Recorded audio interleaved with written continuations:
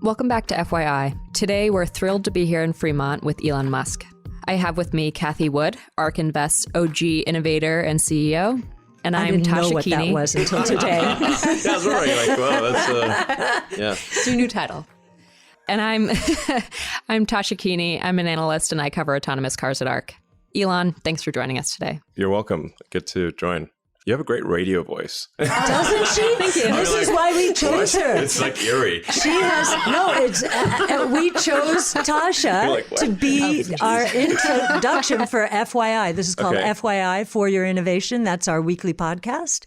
Okay. And Tasha, there was a competition in the office and Tasha won as the best radio voice. Okay, makes sense. Maybe I should, I'll try talking in a radio voice.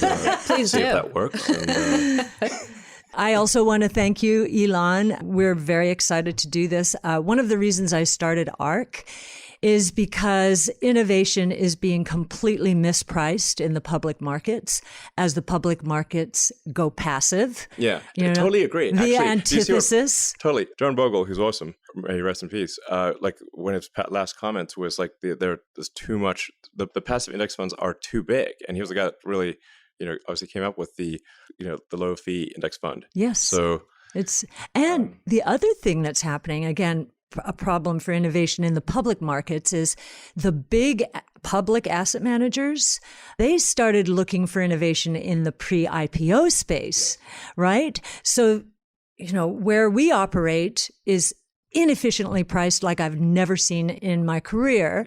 Most people looking at our portfolios would not agree because our PE ratios this year, next year look very high.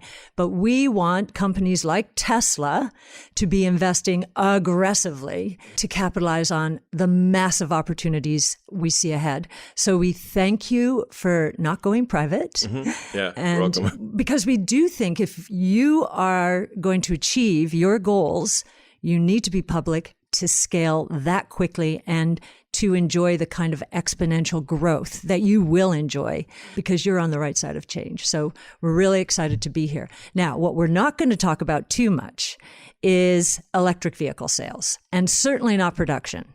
Right. Because we believe, and just want to get your high level reaction to this, based on, and this is based on Sam Corris's battery work, cost decline, some of the amazing things you're doing with battery pack systems, new chemistries and so forth.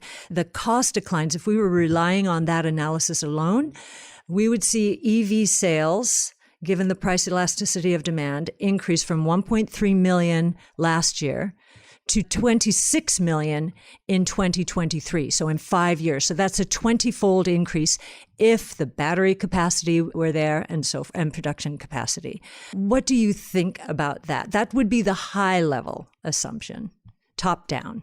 Sounds about right. Wow. So that's about a third of total global sales at that time. I mean, you might be off by a year or two, but not by much.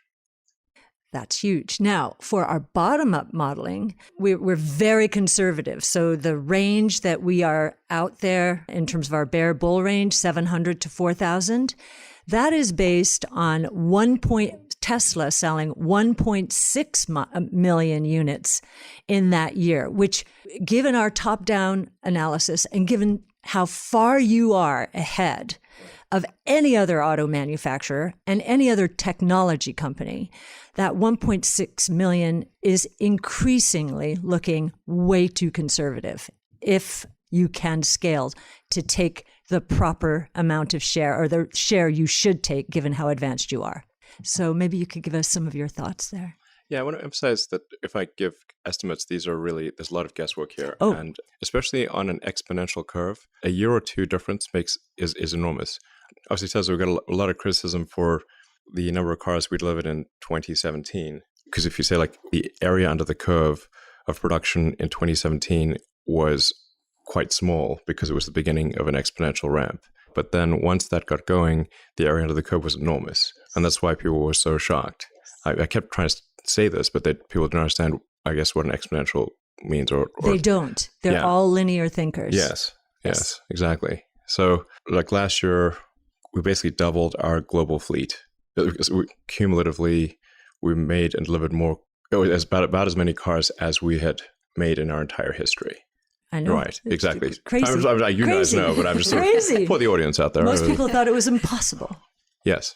And if you do a linear extrapolation, it certainly would be. But when making estimates against an exponential, small changes in the calendar breakpoint have enormous percentage differences. The time difference is small, but the percentage difference is enormous. Now, I'm saying things that you guys know, but this is for the broader audience out there. Yes, no, we want this. Yes, we want people to understand this. Right. Like getting to 5,000 cars peak production per week was offset by approximately 6 months from my initial estimate last year. So I thought we'd be there end of 2017. It took us 6 months longer. In the grand scheme of things, 6 months delay for a massive new program is not much. But this was characterized in the press in terms of the percentage of units instead of a calendar shift. And so it was perceived as a massive shortfall when in fact it was merely a 6 month delay. And when I give these, say, my guesses for the future, if you move 6 months or 12 months, these numbers it can be 50 to 100% different. So, but if you say like, what's my guess for 2021 is 1.5 million cars for Tesla, something like that. 2021 and 2023, which is that 26 million. If we knew only the cost decline associated with the batteries, 2023 number, if we're right, could be 26 million, but it's actually dependent on what you do more than almost any, and what China does and what you do in China. Again, just guess, probably we do 3 million.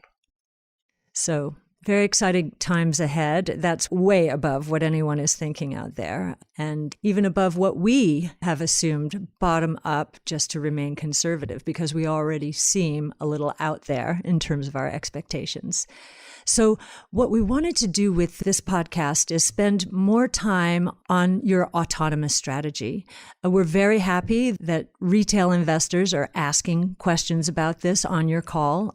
We wish more institutional investors would understand how important this is, not only to your model, but how it's going to change your valuation from today to really software as a service almost. So yes. So maybe... Sorry, did you? Yeah, no, absolutely. We can sort of think of our cars maybe long term as being effectively carriers for the autonomy software. Yes. So it's like they're a vehicle, literally and figuratively, for autonomy. That's the software that rides on them. Yes. Yes. So Tasha has been doing a lot of our work on autonomous taxi networks. We've been working on these models for 5 years, and it's extended into autonomous truck platoons, into parcel drones and passenger drones. So we're very focused on this and would love to explore it a little bit more with you in terms of what you're doing. Tasha? Yeah. So my first question is, Tesla wasn't always pursuing fully autonomous driving. If you look back in 2013, there's a couple quotes from you saying, that last 10% is incredibly hard and you need to keep a human in the loop. What's changed your mind? No, I still think the last 10% of autonomy is extremely difficult, or even the last 1% of autonomy is really difficult. I think there's like a couple of things that would be helpful to calibrate with the audience. And if I may go back to one thing, like generally, like for example, if I say we will reach 5,000 cars a week, what I mean is that's the peak production. But then just for reference, if you have peak production of X, then you're going to be like somewhere between 80 and 85% of that for average production through the quarter, when taking public holidays and equipment maintenance into account.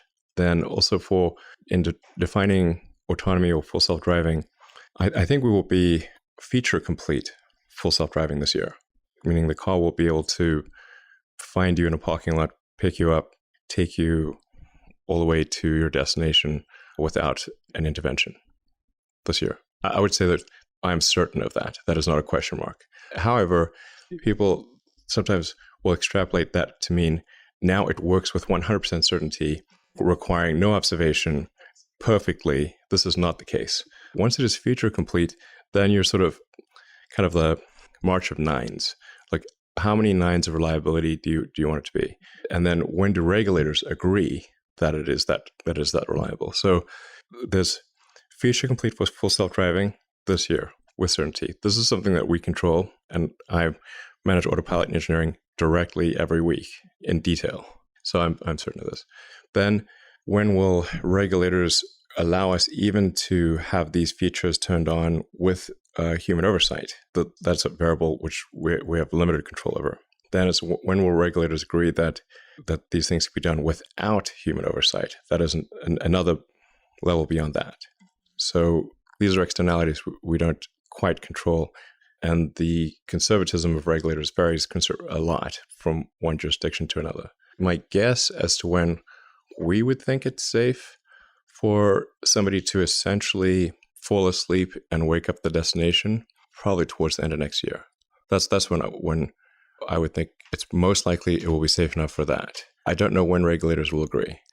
Do you think they'll agree in China first? Could you imagine that happening? China really wants to leapfrog the rest of the world. And as you've said, the mayors of cities and presumably the regulators are tech savvy because that's what's going to get them there. And we've generally found the regulators in China to be very thoughtful, quite smart. Yeah, I've really found them to be very good. We've also found the US at a federal level to be very good as well. California can be a little overzealous, but US federal, China federal is good. Europe is a little conservative in this regard. Yeah, we've heard sort of similar things about Europe, that the environment's moving a little bit slower there. Interesting. So, I mean, this is an amazing technological feat. What gives you the confidence that this is a solvable problem? And then why should Tesla be the one to solve this? Well, first of all, I think it's helpful to clarify with people. People think sometimes that I'm like a business person or finance person or something like that. I'm an engineer. I do engineering, always have. So I wrote software for like 15 years, 20 years. And I understand technology and software at quite a fundamental level. I know what we need to solve to make full self-driving feature complete. I think we've got an extremely good technical team. I think we really have the best people. It's an honor to work with them. I'm certain that we will get this done this year. So can I ask you about autopilot? So to what degree is consumer use of autopilot important in terms of furthering along the process? Because it seems like, not every consumer is going to use it. It might vary person to person. Should you sort of incentivize people to use it, maybe auto-initiate? Is that even possible? Here, I think we're talking about quality of the data. Is that what you're talking about? The data that you're getting, because you can monitor all the data, but the quality with autopilot is superior, I would imagine. The advantage that we have that I think is very difficult to overcome is that we have just a vast amount of data on interventions. So effectively, the customers are training the system on how to drive. And there are millions of corner cases. They're so obscure and weird, you wouldn't believe it. I mean, there's different road markings, different rules in different countries, different expectations. You've got rain, snow, sleet, hail, hurricanes, floods, fires, smoke, dust. It's insane. I know. But we've got cars in almost in all those environments. And so every time somebody intervenes, takes over from autopilot, it saves that information on and uploads it to our system. We don't know which car it was or what happened. There's no individual attribution for the car. We just know that intervention took place, and then we see what is required to fix that intervention. And we're really starting to get quite good at not even requiring human labeling. Basically, the person, say, drives the intersection.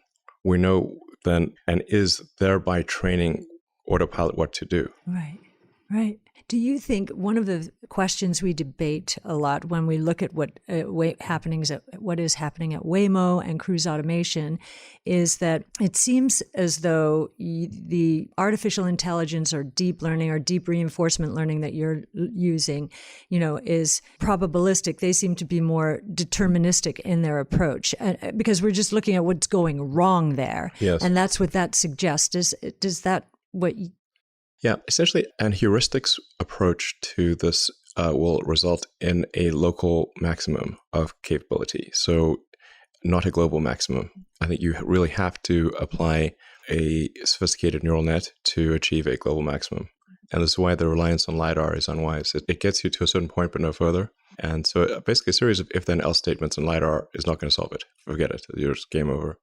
You have to solve vision, perception, essentially understanding, and with vision, and then it's solved. You don't need anything else. No other sensors at all. I mean, we drive cars with basically 2 cameras that aren't very good, and on a gimbal that doesn't move very fast. And a professional driver will almost never have an accident.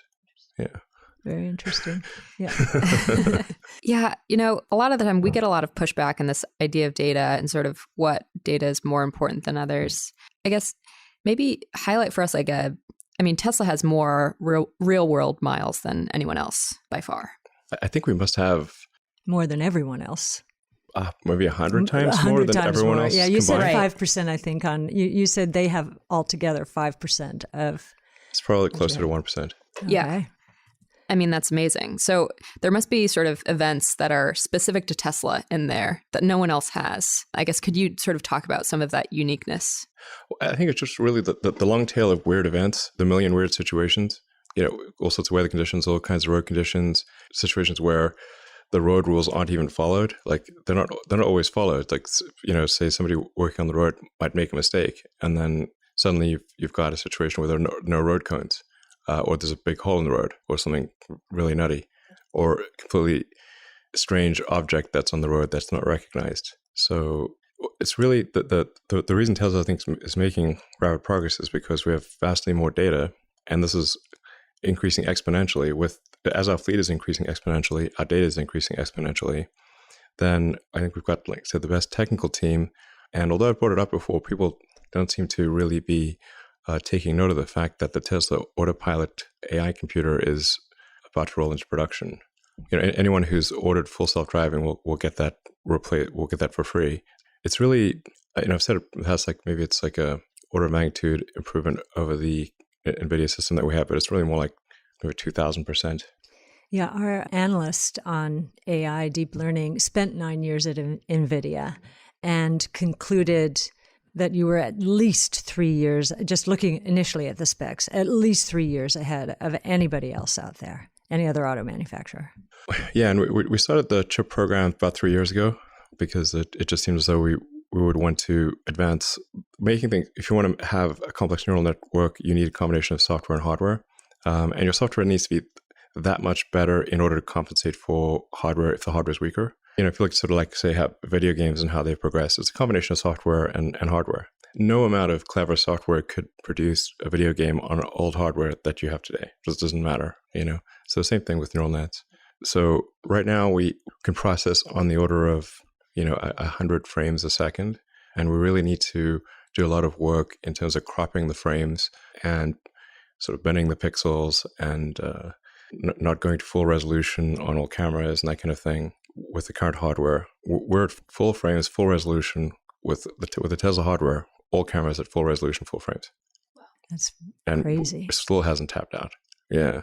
So is the amount of compute processing power that you need for full autonomy fixed? Or would you have to upgrade this every 2 years? How do you think about that? Well, I do think that we can achieve, we can in principle achieve full autonomy with the NVIDIA hardware, but it's a much harder software problem. And like I said, you sort of really have to try to budget your compute and do all sorts of tricks to manage how you use your compute. So it's a harder software problem. With hardware that's 2,000% better, you don't have to do that constant budgeting, and so the software problem is much easier. So I think with the current hardware and a lot of effort, we could get to full self-driving with maybe being like 50 to 100% safer than a person. But with hardware 3, I think it's probably like 1,000% safer than a person. Are you presenting this to the regulators? Do they understand this? Do they want to understand this? I think they understand data. So if we show billions of miles with a given safety level, then they sort of appreciate that.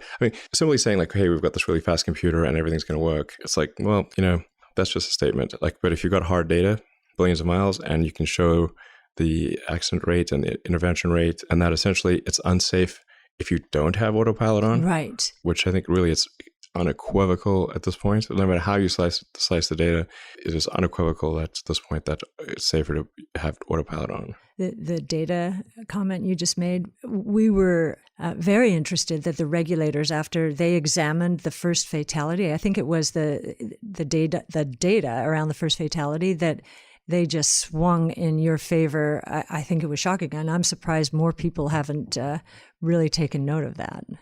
Yeah, there is a phenomenon that we noticed that would happen. Essentially, it's like people just get overconfident with the system, even though we repeatedly warn them, you must pay attention to the road. Like literally every time you use autopilot, it says, you must pay attention to the road. You must keep your hands on the wheel. Every single time you use it, it says this. And if you take your hands off the wheel for too long, it will start beeping at you and then slow down and that kind of thing. So anyway, so it's just, but really at this point, there's just flat out no question that it's safer. This, like I would recommend it to anyone. It's just getting better. So yeah. So have you noticed a change in the regulatory environment? Are you feeling sort of more confident than previously? Or is this sort of, it's still such an open question that, Tesla's in a really unique position because you have the data to show them. So it almost seems like, you could be having sort of more advanced conversations about sort of proving that safety level. I guess, what are your thoughts? Right now, we're, with a few exceptions, we are not being held back by regulators. Is that a U.S. comment or is it global? There are a few jurisdictions in the world that are more conservative. Right now, it's I would not say that we're held back by regulators in minor ways. Like, for example, like we expect to, I think, get the latest autopilot approval. Navigate on autopilot, I think, is going to get approved in Europe next week or something like that. But these are tiny delays. In the grand scheme of things, it doesn't really matter. Yeah, that's great. And so as you think about sort of this development of autonomous driving and the rollout strategy, Tesla's not taking this other approach that, say, Waymo and others are doing, going city by city. You're going to do a wider rollout. There's still sort of, I don't know if you want to call it geofencing, but there's, it's you start with highways and then you go sort of off highway. And then are you going to go country by country or sort of how are you thinking of this evolving? In terms of sort of the full steps to, I guess, to get to full autonomy, are you then tackling intersections? Or are you sort of adding feature, and then country by country? Yeah, we start off with highway because that tends to be what actually matters the most. Particularly if you're stuck in traffic and stop and go traffic, that's very painful. And it has the most benefit to have autonomy on freeways, which are usually congested in almost every city in the world. So in fact, myself and others doing is that even if there's a shorter way home, you still take the highway because you can use autopilot. I stopped using Waze, for example. Just like, let's take the highway because then I have autopilot on. Going through a bunch of windy streets versus, which is kind of like a lot of mental overhead as opposed to just sitting on the highway and cruising along is better. So we're generally gone with, what's going to add the most value to people? Also, highway accidents tend to be higher velocity and so potentially more dangerous. Like fatalities are very proportionate to speed. Below a certain speed, it's very difficult to hurt yourself or die, in particularly in a Tesla. Above a certain speed, it's more dangerous. So it's like, okay, where can it be most helpful from a convenience and a safety standpoint? So we focus on highways for that reason. Then intersections are the next thing. And some of them, you have a lot of variance in intersections. So that's what, we're working on right now. And, it's working at a development level, no problem recognizing stop signs and traffic lights. But you do get ambiguity in some complex intersections with traffic lights, like which one's the right light to focus on. Even if you're a person, it's not always clear. So that's what we're working on there. So we'll try to make that work in the US, and then we'll extend that functionality elsewhere. So like highways in Europe are different, particularly when you deal with corner cases. So we're kind of making it work in, like, Norway is a priority for us because we've got a lot of customers there. And I think we're close to having that ready. Netherlands, Germany, Switzerland. I guess one general question. What do you think of letting other automakers build on Tesla's platform? Generally we found it's not easy to work with traditional automakers. It's not like, first of all, they're not exactly banging down our door to work with us. Nobody took you up on your patents. I think they have actually. Oh, really? Yeah. Okay, that's interesting. On the patents they have. That's very different from, say, creating an integrated system. Sure. If there was an automaker out there that wanted to implement the same hardware system as Tesla and use our software, I think we'd be very open to it. But we're not going to change it. What tends to happen is they want to work with us, but then they'll say, but we want you to change the following 6 things. Like, no, because it's going to slow us down massively. Yeah. And so it's like, if you want to use exactly our thing, that's fine. Yeah. But then they don't want to use exactly our thing. We're open to other automakers using our supercharger network. We're open to them to using our autopilot system. They just need to make it work without a ton of overhead on Tesla engineering. Absolutely the right thing to do. I have a little bit of a different question it's a little bit off topic, but it's in the news, or it's becoming more in the news. So it's about crypto assets, crypto, Crypto, seriously? Chris, seriously, very seriously. I think you and Jack Dorsey have chatted a bit recently about this, right? Bitcoin and Ethereum scammers were so rampant on on Twitter that I said to just join in. It's like I said like 1 point, want to buy some Bitcoin? Yes. And then I got my account got suspended because they obviously had like some automatic rule that if you try to sell Bitcoin or something. But I was just joking. Yeah. So my question is it's a little different from cryptocurrencies. Although given your history in the payments ecosystem, it would be very interesting to know if you agree with Jack and there is going to be one native cryptocurrency when it comes to the internet. He thinks it's Bitcoin. It's interesting. I have some friends of mine that are kind of really involved in crypto. I mean, I think like the Bitcoin structure was quite brilliant. Yeah, it seems like there's some merit to Ethereum as well. And maybe some of the others. But, I'm not sure. I'm not sure that it would be a good use of Tesla resources to get involved in crypto. I mean, we're really just trying to accelerate the advent of sustainable energy. And I mean, I think actually one of the downsides of crypto is that computationally, it's like quite energy intensive. So like there had to be some kind of constraint on the creation of crypto. So, but it's very energy intensive to create like the incremental Bitcoin at this point.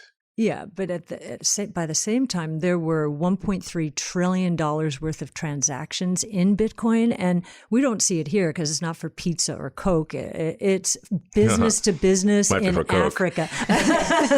Yeah, but we think it is business to business in Africa, where it is prohibitively expensive to convert from one nation's currency to another. You have to go through the dollar.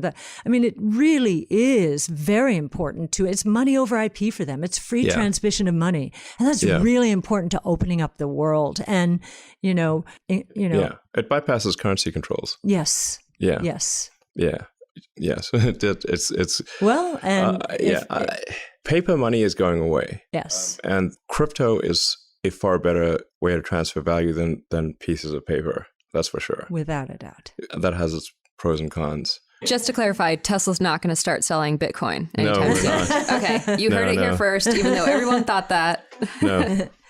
So, well, we thank you so much for doing this. And thank you for just doing what you're doing to change the world and make it a better place. Thanks. That's what we're doing in terms of it. No, seriously. I always think of Silicon Valley, that, comedy.